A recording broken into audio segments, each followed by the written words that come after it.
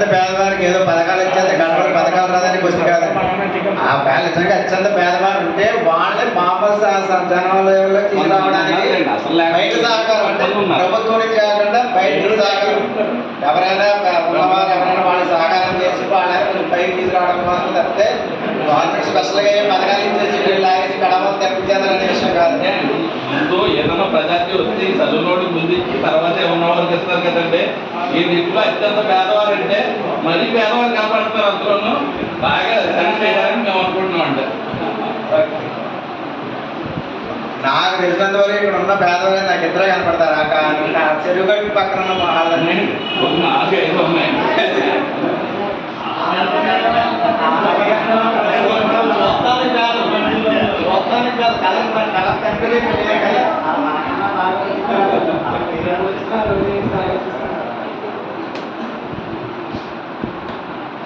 మరి ఈ ఇప్పుడు మీ ద్వారా సెలవు చేస్తారండి, పార్టీ ద్వారా సెలవు చేయండి. ఈ ప్రధానికి ఎవరు చెప్తారే పార్టీ తరపు కాదు, అధికార తరపు కాదు.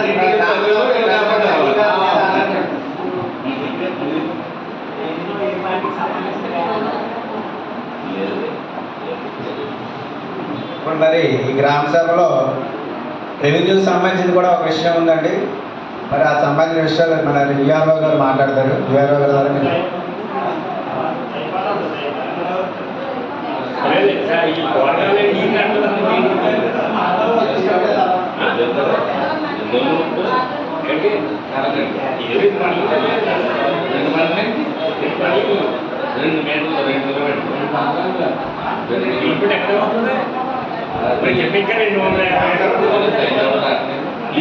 ఈ గ్రామ సభ P4 ఉద్దేశించి మరి ప్రత్యేక అధికారిగా వచ్చిన ఐసీడీ శ్యామలాంబ గారిని మాట్లాడుతూ కూడా